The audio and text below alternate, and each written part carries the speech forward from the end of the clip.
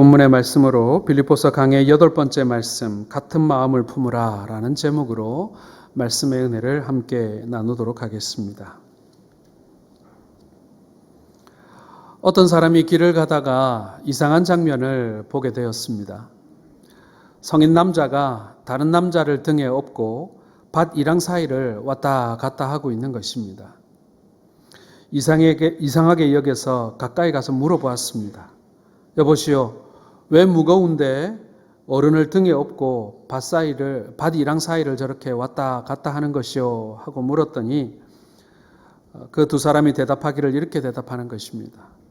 우리는 문둥병 환자들이요 라고 말입니다. 자세히 보니 한 사람은 다리가 일그러져서 다리를 쓰지 못하고 또 한 사람은 손이 일그러져서 손을 쓸 수 없었습니다. 그러니까 다리가 건강한 사람이 손이 건강한 사람을 업고 서로 손과 발이 되어 밭 이랑 사이를 다니면서 흙을 덮고 씨앗을 뿌리고 있었던 것입니다. 나그네가 인사를 하고 몇 걸음 걷다가 뒤돌아보니 손이 성한 사람이 자기를 업고 있는 다리 성한 사람의 이마에서 땀을 닦아주고 있더라라는 이야기입니다. 사랑하는 성도 여러분, 우리의 손과 발은 다 멀쩡하고 또 앞도 볼 수 있고 소리로 들을 수 있는 우리의 육신의 장애는 없습니다마는 사실은 우리 모든 사람은 눈에 보이지 않는 장애를 하나씩은 다 가지고 있습니다. 이것이 우리가 죄인이었기 때문에 우리 몸에 남아있는 흉터이고 상처이고 장애인 것입니다. 손발은 멀쩡하지만 어느 날 내가 자존심이 다쳐서 어느 날 나의 연약한 어떤 마음이 상처를 입어서 그래서 어떤 경우에는 마치 기계가 작동하는 것처럼 어떤 특정한 상황에 이르게 되면 내가 스스로를 방어하려고 하거나 혹은 누군가를 공격하려고 하는 그런 일이 내 안에서 벌어지는 거예요. 그게 장애가 아니고 무엇이겠습니까? 우리는 다 그런 부분들을 가지고 있기 때문에 결국에는 우리가 서로 돕고 살지 않으면은 우리가 온전히 살 수 없는 그런 존재들이다라는 것입니다. 나는 팔다리 다 멀쩡하고 나는 혼자 살아도 멀쩡한 사람이라고 생각할 수 있겠지만 그러나 사실 우리는 누군가에게 의지하지 않으면 안 되는 그런 크고 작은 장애를 조금씩 가지고 있다라는 것입니다. 자, 오늘 우리가 함께 읽은 하나님 말씀은요, 이 빌립보 교회 성도들을 향해서 이렇게 협력의 삶을 살아라라고 권면하고 있는 내용인 것입니다. 이제 말씀을 마치면서 이 빌립보 편지를 마치면서 사도 바울이 빌립보 교회 성도들에게 진짜 하고 싶었던 얘기들을 이제 마지막에 꺼내고 있는 것입니다. 협력을 위한, 하나가 되기 위한 이 권면은요, 빌립보 교회뿐만 아니라 바로 이 지구상의 모든 교회에 반드시 있어야 할 필수 요소인 것입니다. 교회뿐만이 아니죠. 사람이 살아가는 곳이면 어디서든지 누구에게나 꼭 있어야 할 삶의 요소가 서로 더불어 사는 것이고 서로 협력해 가는 것입니다. 자, 오늘 그 구체적인 내용이 무엇인지, 하나님 앞에 우리가 함께 선다는 것이 어떤 의미인지 우리가 함께 살펴보고 말씀의 은혜를 나누기를 원합니다. 첫 번째로 여러분, 오늘 말씀은 우리에게 권면하고 있습니다. 같은 마음을 품으라고 말입니다. 자, 2절 말씀을 같이 한번 읽어보겠습니다. 시작. 내가 유오디아를 권하고 순두개를 권하노니 주 안에서 같은 마음을 품으라. 자, 빌립보 교회는 사도 바울에게 나의 사랑, 나의 기쁨, 나의 면류관이라고 표현할 정도로 이 바울에게는 이 교회가 이 보석 같은 교회였던 것입니다. 그런데 이 보석같이 빛나던 이 빌립보 교회에도 티가 있었고 흠이 있었습니다. 그것은 유오디아와 순두개라고 하는 두 성도 사이에 갈등과 다툼과 분쟁이 있었기 때문에 그런 것입니다. 사실 이 두 사람은 빌립보 교회에 지도력 있는 유력한 두 명의 성도였습니다. 지금 우리로 말하면 아마도 이 교회를 설립하고 또 이끌어오는데 가장 공이 많았던 두 분의 권사님이지 않을까, 저는 그렇게 생각이 됩니다. 그러므로 그들을 따르는 무리들, 이분들에게 많은 지지자가 있었던 것이죠. 그런데 이 두 사람의 이 다툼으로 말미암아 이 교인들도 서로 편이 지어져서 서로 반목하게 되었다라는 것입니다. 이것이 사도 바울의 마음을 아프게 만들었습니다. 주님의 몸된 교회를 사랑하여 봉사하고 헌신하는 것은 아름다운 일이지만 다투고 시기하고 분쟁하는 것은 그것은 신앙인의 바른 자세가 아니기 때문에 그런 것입니다. 제가 신학교를 졸업하고 이제 강도사 1년 차가 되어서 처음으로 교구를 맡았어요. 교구를 맡아서 열심히 신방도 하고 이렇게 구역 예배도 이렇게 인도하면서 섬기고 있는데 제가 섬기던 그 교회에서 아주 절친인 두 분의 여집사님이 계셨어요. 그냥 잠자는 시간 외에는 그냥 하루 종일 붙어 다니는 거예요. 얼마나 두 분이 사이가 좋은지 꼭 이 자매 같았어요.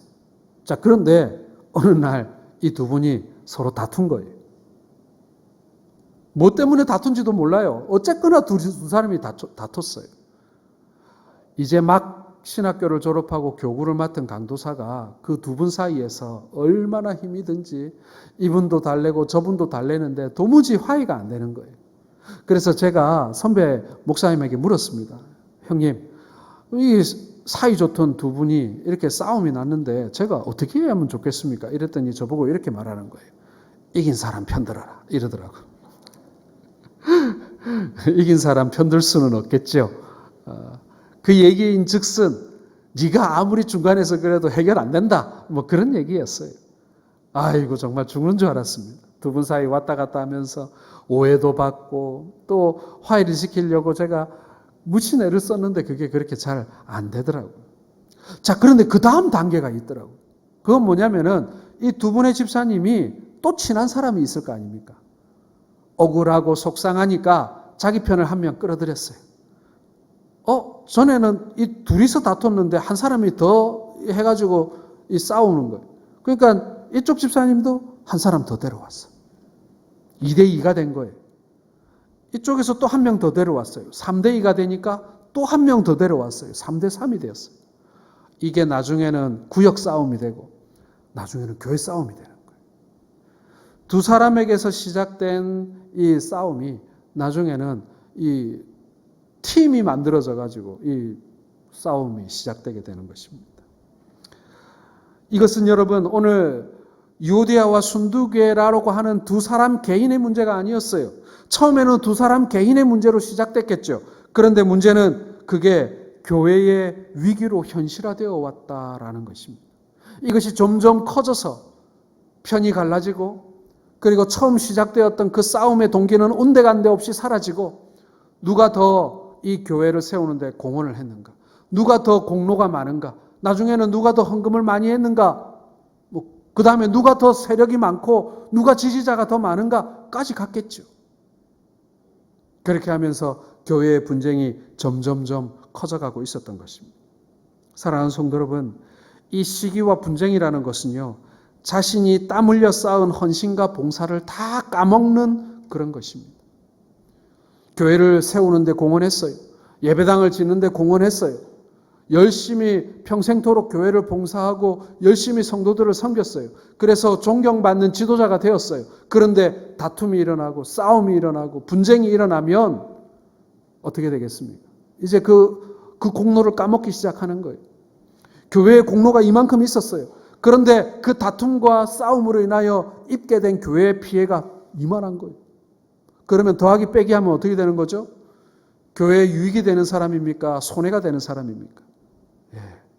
결국에는 합산을 해보면 교회에 손해되는 사람으로 끝나버리는 것입니다. 여러분 애쓰고 수고하고 평생토록 몸 바쳐 헌신했는데 나중에 주님 앞에 서게 되는 그때에 너는 교회에 무익했구나. 아니 도리어 교회에 큰 손해를 입혔구나. 나의 몸된 이 교회에 큰 상처를 입히고 왔구나. 여러분 그런 소리 들었어야 되겠습니까? 사랑하는 성도 여러분, 시기와 분쟁은요 우리의 모든 수고와 애씀을 다 까먹어버리는 그러한 치명적인 일입니다. 이 일을 두고 염려한 사도 바울이 권면하기를 내가 유오디아를 권하고 순두계를 권하노니 주 안에서 같은 마음을 품으라 라고 말했던 것입니다. 이들은 시기와 질투로 서로를 미워하고 멸시하기에 이르렀습니다. 그렇게 충성되었던 하나님의 자녀들이었는데 이렇게 한번 시기와 질투에 사로잡히고 나니까 서로를 미워하게 되면서 결국에는 교만함에 빠지게 되었던 것입니다. 여러분, 이것은요, 그리스도인의 삶이 아니에요. 이것은 하나님이 기뻐하시는, 하나님이 지금 우리에게 기대하고 있는 성도의 삶이 아니라는 것입니다. 그러므로 여러분, 이 빌립보서에는요, 겸손에 관한 교훈들이 많이 나와 있습니다. 왜냐하면 이 모든 다툼과 시기와 미움의 배후에는 내가 그래도 당신보다는 낫다, 내가 그래도 당신보다는 더 잘했다 라고 하는 교만이 자리하고 있기 때문에 그런 것입니다. 그래서 하나님께서는 오늘 빌립보서를 통해서 빌립보 교회뿐만 아니라 지금도 그 빌립보 교회와 같은 교회를 세우고 또 거기에 몸담고 있는 우리 모든 성도들을 향해서 바로 겸손에 관한 이야기를 하고 계시는 것이죠. 자, 빌립보서 2장 3절과 4절의 말씀을 우리 같이 한번 읽어보겠습니다. 시작. 마음을 같이하여 같은 사랑을 가지고 뜻을 합하여 한 마음을 품어 아무 일에든지 다툼이나 허영으로 하지 말고 오직 겸손한 마음으로 각각 자기보다 남을 낮게 여기고. 여러분, 유오디아와 순두계가 열심히 충성하고 봉사하면서도 서로에게, 상대방에게 지지 않으려고 하다가 이 다툼이 일어난 거예요. 이 사람들이 아무것도 안 하다가 게으른 사람이거나 신실하지 않은 사람이거나 충성되지 못한 사람이라서 이런 싸움이 벌어진 게 아니에요. 이들은 나름대로 교회를 위해서 충성하던 사람들이었어요. 그런데 바울이 이 두 사람의 화해를 권할 뿐만 아니라 뭐라고 말하고 있습니까? 나보다 상대를 더 낮게 여기기까지 이렇게 명령하고 있는 거예요. 여러분, 잘 지냅시다 하는 정도가 아니라 당신이 어디를 보나 나보다 훨씬 충성되고 신실합니다. 여기까지 가라는 거예요. 여러분, 사실 이거 정말 쉽지 않습니다. 용서하는 것도 가능하고요. 그리고 그냥 우리 덮어놓고 화해하는 것도 가능해요. 그런데 그걸로 안 되겠다는 거죠. 그래도 당신이 나보다 더 훌륭한 사람이다. 당신이 나보다 더 신실하다. 이렇게까지 인정하는 것은요, 정말 어렵습니다. 내가 지금 용서도 하고 내가 지금 화해도 했지만 마음으로는 그래도 내가 어른스러우니까 내가 용서했다. 혹은 내가 그래도 더 신실하니까, 내가 더 예수님 많이 닮았어, 그래도 내가 당신이 잘못했지만 이렇게 화해했다. 혹 우리 마음속에 그런 마음이 있을 수 있지 않습니까? 그렇기 때문에 여러분, 진심으로 당신이 나보다 낫다라고 여기는 데까지 가야 한다라는 것입니다. 서로가 자기를 낮추고 상대방을 높이고 귀하게 여기면 여러분, 이 다툼과 갈등이 설 자리가 어디 있겠습니까? 아마도 이 요디아와 순두계는 누가 봐도 훌륭한 지도자였던 것 같아요. 사람들에게 존경받았어요. 그리고 많은 사람들이 존경하고 따르는 권사님들이었던 것 같아요. 자, 그런데 이 두 사람이 사람들이 존경하고 따르면 따를수록 얼마나 이 자존심이 강해졌겠어요. 자기를 따르는 사람들을 생각해서 자기가 낮추기가 어려운 거예요. 자, 그런데 낮추라고 말씀하고 있는 것입니다. 빌립보서 2장 5절에서 8절 말씀 우리 한번 같이 읽어보겠습니다. 시작. 너희 안에 이 마음을 품으라. 곧 그리스도 예수의 마음이니 그는 근본 본체시나 하나님과 동등됨을 취할 것으로 여기지 아니하시고 오히려 자기를 비워 종의 형체를 가져 사람들과 같이 되었고 사람의 모양으로 나타나셨음에 자기를 낮추시고 죽기까지 복종하셨으니 곧 십자가에 죽으심이라. 어느 날 예수님에게 요한과 야고보의 어머니가 찾아왔어요. 그녀는 예수님에게 부탁하기를 한 명은 주님의 우편에, 다른 한 명은 좌편에 앉게 해달라고 청탁을 했습니다. 한마디로 말해서 예수님이 예루살렘에 올라가서 왕으로 등극하실 그때에 이 두 아들을 좌의정과 우의정, 가장 중요한 두 요직에 앉혀달라라고 청탁했던 것입니다. 이 말을 들은 다른 제자들이 화가 났습니다. 분노가 치밀었습니다. 투표를 하든지 아니면은 많이 배운 순이든지 연장자 순이든지 아니면은 그동안 예수님과 함께 3년을 지내보면서 예수님이 평가한 인사 고가를 매겨가지고 가장 뛰어난 사람을 가장 중요한 요직에 높은 자리에 앉히는 거지. 친척이라는 이유로 저렇게 청탁을 넣어가지고 저렇게 사람을 세운다면 이러면서 아주 그냥 분노가 폭발한 거예요. 12명의 제자들이 서로 높아지려고 할 때 시기로 인한 분쟁이 일어나기 시작했던 것입니다. 그때 예수님께서 뭐라고 말씀하셨어요? 마태복음 20장 27절에 너희 중에 누구든지 으뜸이 되고자 하는 자는 너희 종이 되어야 하리라. 여러분, 이것이 바로 천국의 원칙인 것입니다. 천국의 인사관리 원칙이에요. 내가 높아지고 싶다고 높아지는 것이 아닙니다.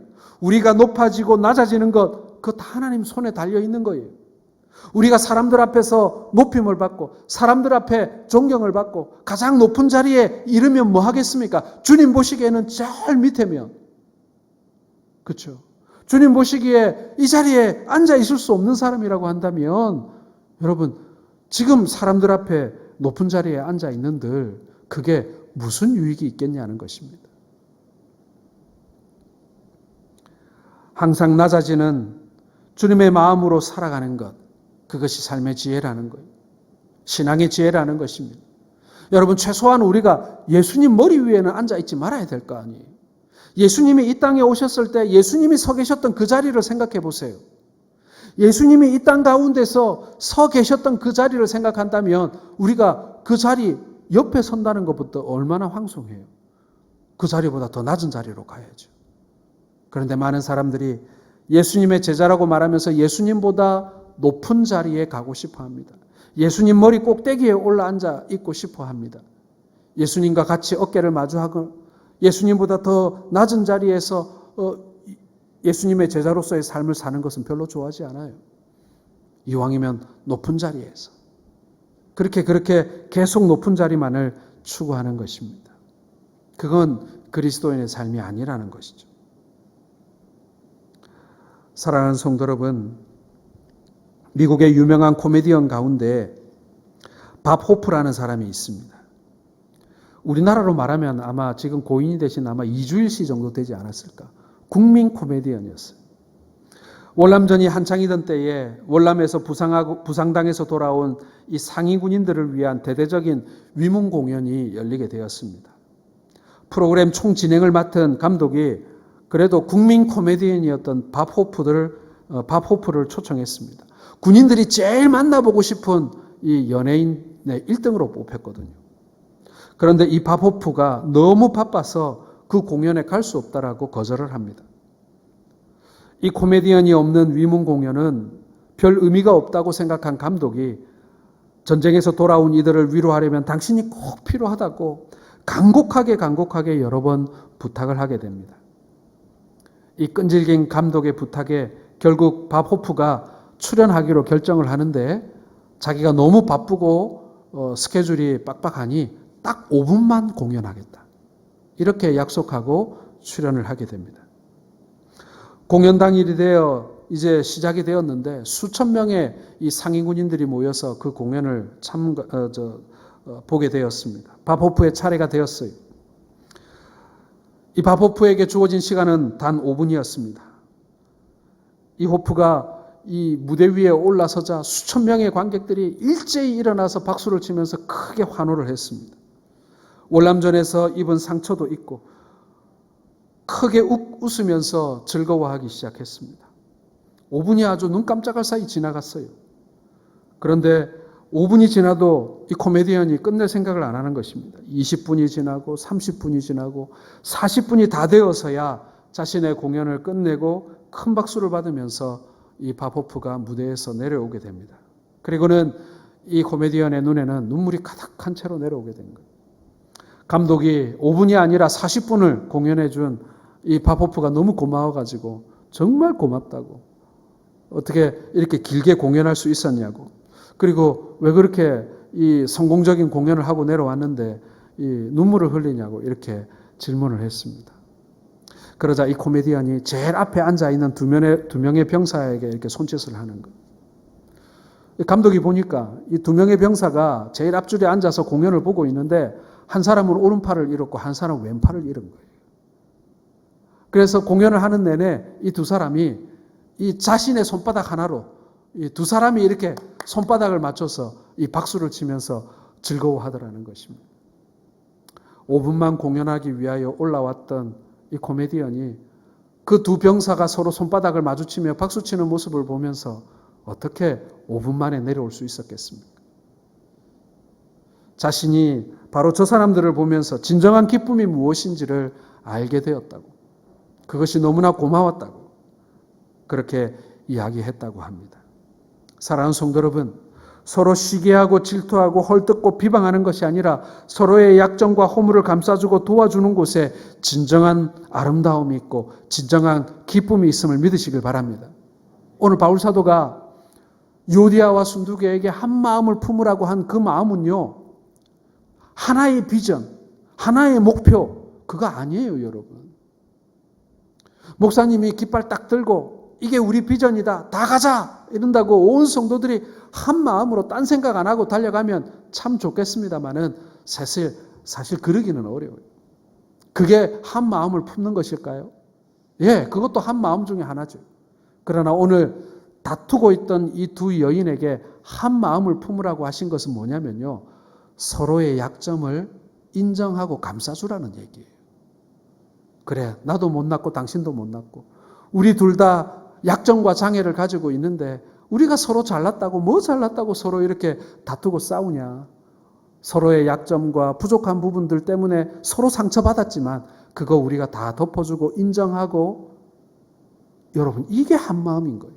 오늘 바울 사도가 두 여인에게 기도하고 있는 이 한 마음은 서로에 대한 상처를 감싸주고 서로의 허물을 덮어주고 서로를 위로하고 서로의 약점을 보완해주는 바로 그 마음을 지금 한 마음이라고 얘기하고 있는 거예요. 사랑하는 성도 여러분, 한 비전 아니에요.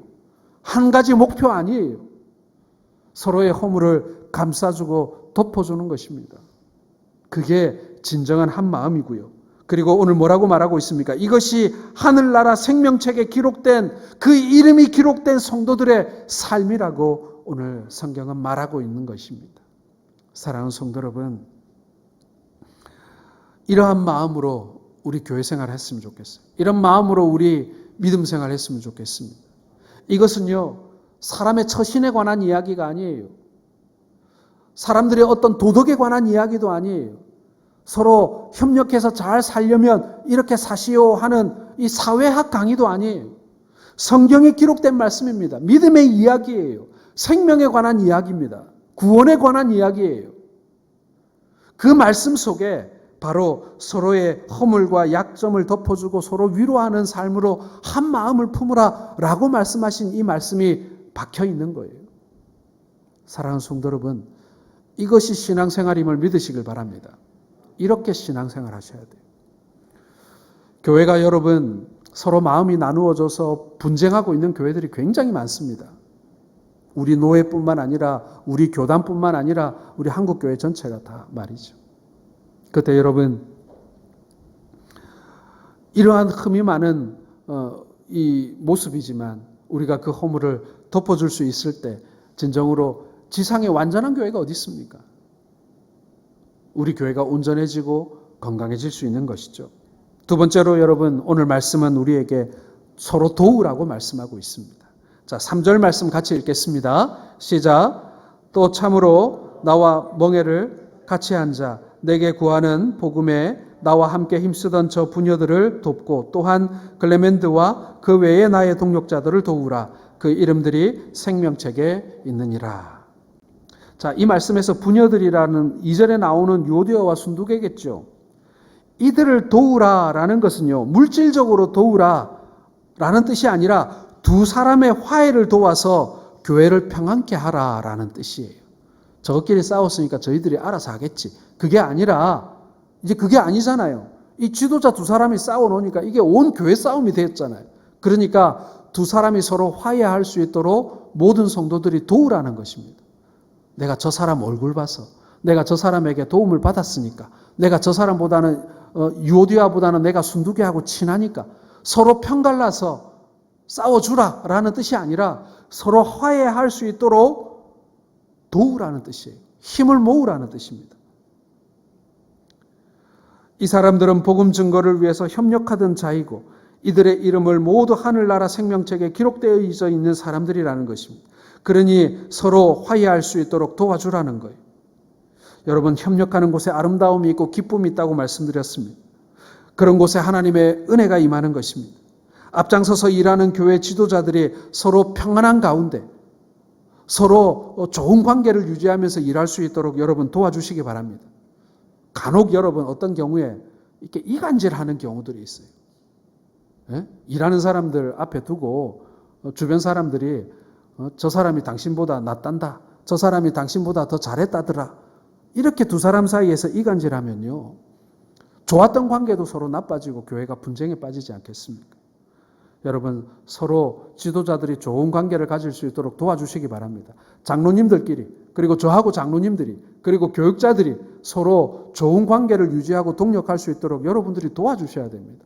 사이에서 이간질 하시면 안 되는 거예요. 일부러 그런 건 아니지만 그런 경우들이 있을 수 있어요.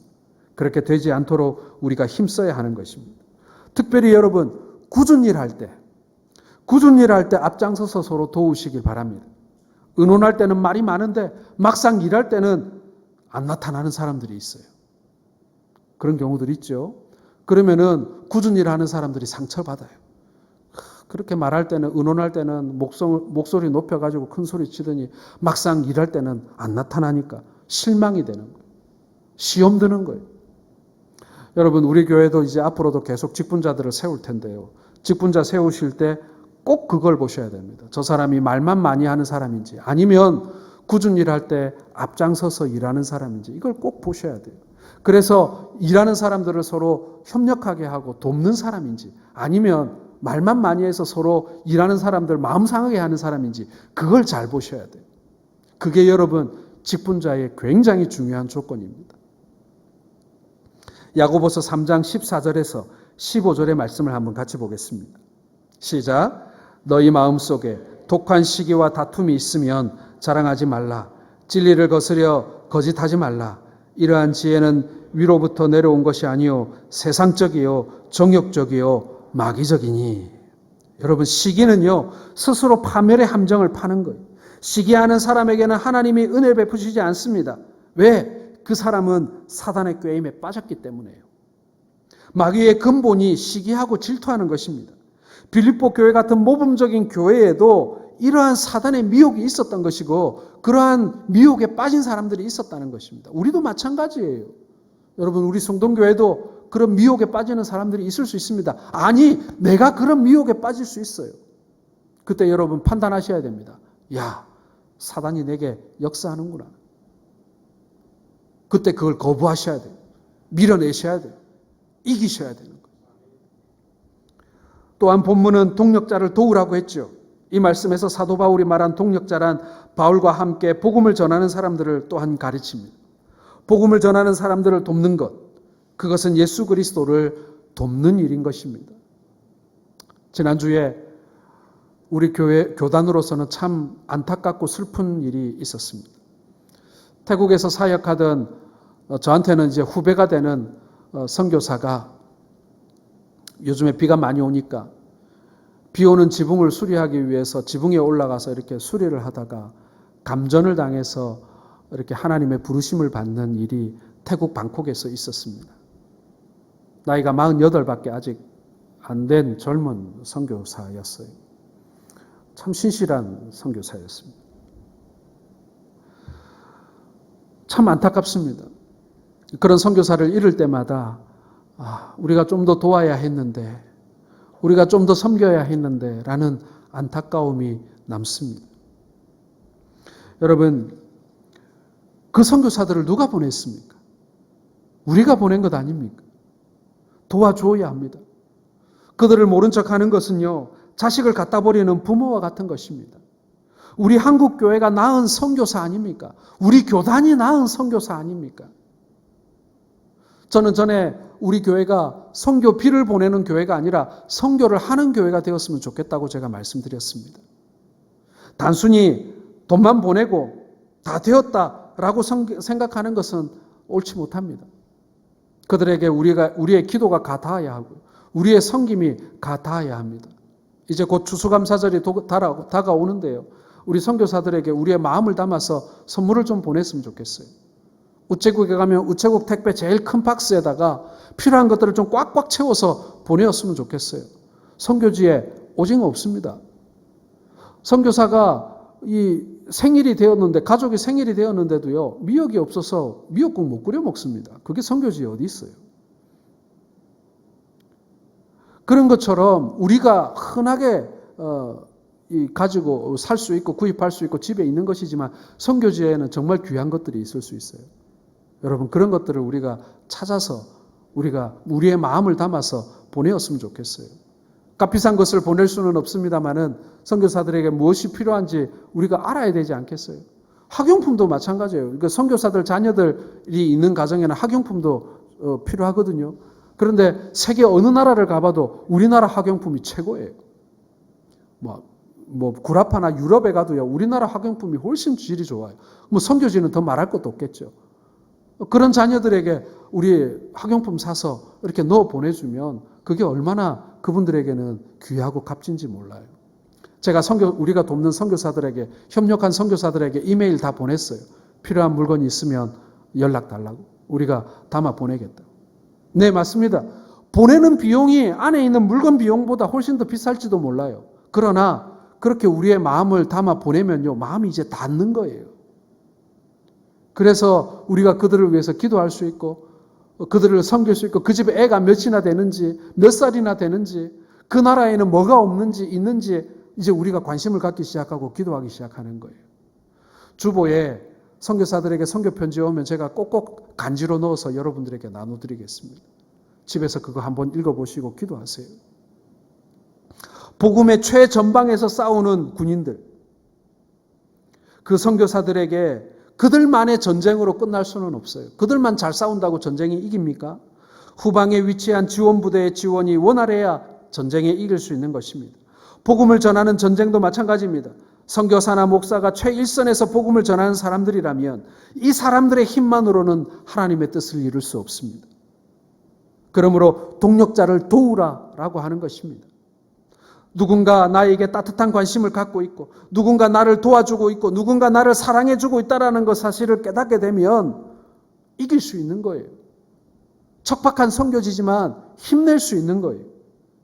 세상살이가 비록 힘들어도 세상 사는 재미가 없다 할지라도 누군가 날 위하여 기도하고 있고 관심 가져줘 있고 섬기고 있다면 여러분 넉넉히 이길 수 있는 거 아니고 힘낼 수 있는 것 아니겠습니까? 오늘 우리 선교사들에게 선교비 필요하죠. 그게 없으면 살 수가 없으니까. 그러나 선교사들에게 물어보십시오. 선교지에서 제일 힘든 게 뭐냐고. 선교비가 떨어졌기 때문에 아니에요, 여러분. 내가 잊혀지고 있다는 사실이 제일 힘듭니다. 이렇게 얘기해요. 잊어서는 안 되는 것입니다. 그들에게 손 내밀어야 되는 거예요. 할 수만 있다면 우리가 그들에게 찾아가서 방문하고 아이고 그 비행기 싹 그냥 돈으로 주지. 아니에요, 여러분. 우리가 가서 보고 와야 돼요. 그리고 그들에게 필요한 것들을 우리가 섬겨주어야 하는 것입니다. 이번에 선교사 선물 보내기에 많은 동참을 해주시기를 부탁드립니다. 추수감사주일이긴 한데 우리가 이전처럼 발표회 같은 거 준비할 수가 없어요. 코로나 때문에. 하지만 선교사에게 선물을 보내고 그들을 섬기는 일은 우리가 이때 딱 하기에 좋은 그런 사역이 아닌가라는 생각을 하게 됩니다. 마지막 세 번째로 여러분 주 안에 기뻐하시길 바랍니다. 4절 볼 수 있기 바랍니다. 주 안에서 항상 기뻐하라. 내가 다시 말하노니 기뻐하라. 그리스도인들에게 요구되는 삶이 매우 다양합니다. 그런데 그 중에 가장 중요한 것이 기쁨의 삶이에요. 그리스도인들은 반드시 기쁨의 삶을 살아야 합니다. 그것이 우리에게 요구하시는 하나님의 뜻이에요. 전도서에는 인간의 기쁨을 세 종류로 나누고 있습니다. 첫째는 먹고 마시는 기쁨이고 둘째는 사역의 기쁨입니다. 사역의 기쁨이란 게 뭐겠어요, 여러분? 가치 있는 일을 위해서 수고함으로 얻어지는 기쁨입니다. 선한 일을 행함으로 우리가 얻어지는 기쁨입니다. 사도 바울이 같은 마음을 품으라 서로 도우라고 했습니다. 이 모든 것이 수고의 기쁨이, 그리고 셋째의 기쁨은 뭐냐면 하나님과 함께하는 기쁨입니다. 이것은 영적인 기쁨이죠. 사랑하는 성도 여러분, 우리 그리스도인들은 이러한 기쁨의 삶을 살 수 있는 모든 필요 충분 조건을 다 가지고 있는 사람들입니다. 그런데 우리가 기쁨을 상실하게 되면, 이 시기와 질투가 우리 안에 충만하게 되면 여러분, 우리가 기쁨이 사라집니다. 그리스도 안에 있는 기쁨을 말하면서도 자신은 전혀 기쁘지 않아요. 사랑하는 성도 여러분, 우리가 이 시기와 질투를 버리고 분쟁을 버리고 미워하는 마음과 분노를 버려야 하는 이유 중에 하나는요, 그 사람을 위해서가 아니에요. 나를 위해서예요. 내 안에 기쁨이 충만하기 위해서. 기쁨과 시기가 같이 할 공간이 없어요. 이 기쁨과 다툼이 같이 할 공간이 내 안에는 없어요. 기쁨과 분노가 같이 들어있을 공간이 없다는 얘기입니다. 하나는 내보내야 하나가 충만해지는 거예요. 사랑하는 성도 여러분, 이제 말씀을 맺기를 원합니다. 오늘 지금 여러분들의 마음은 기쁨이 충만하십니까? 이웃을 향한, 형제들을 향한 사랑이 충만하십니까? 코로나 때문에 제가 제일 슬픈 것 중에 하나가 뭐냐면요, 예배 마치고 탁 나가면 그냥 다 등 돌리고 집에 가야 돼요. 앞으로 백신이 나오고 코로나가 퇴치되는데 1년은 더 걸릴 거라고 하는데, 제가 아무리 생각해도 교회가 이래가지고는 안 되겠다는 생각을 하게 되었습니다. 그래서 제가 궁리하던 끝에 방안을 하나 찾아봤는데요. 지금 우리 교회 앞에 공사 때문에 주차장이 큰 게 생겼습니다. 한 2년은 우리가 저 주차장을 쓰게 될 거예요. 그러니까 교회 앞마당에는 우리가 차 대지 말고 비워놓고 그 자리에다 우리 천막을 몇 개 치고 테이블을 놓고 의자를 놔가지고요. 실내 50명, 야외 100명 아닙니까? 거기에서 차라도 한 잔 마시면서 서로 손 한 번 잡아주고 얼굴 한 번 보고 눈 한 번 마주치고, 구역 식구들은 목장 식구들은 잘 있었는지, 전도의 가족들은 잘 있었는지, 어르신들은 한 주간 평안했었는지 우리 서로 안부라도 좀 묻고 눈이라도 좀 마주치고 집에 가야 되지 않겠습니까? 예, 추석 지나고 나면 저 앞마당에다 텐트 칠 겁니다. 그러니 여러분, 우리 서로 한 형제 된 것을, 한 교우 된 것을, 야외니까 안전하잖아요. 추워지기 전에는 밖에서도 만날 수 있잖아요. 서로 확인해서 우리 안에 우리 성도의 교제의 하나됨의 한 마음 품은 그 기쁨과 이 사랑이 좀 충만한 가운데 우리가 예배를 마치고 집으로 돌아가야 되지 않겠습니까? 주 안에 한 마음 한 뜻, 서로를 향한 기쁨이 충만한 우리 모든 성도 가족들 되시기를 주의 이름으로 축원합니다.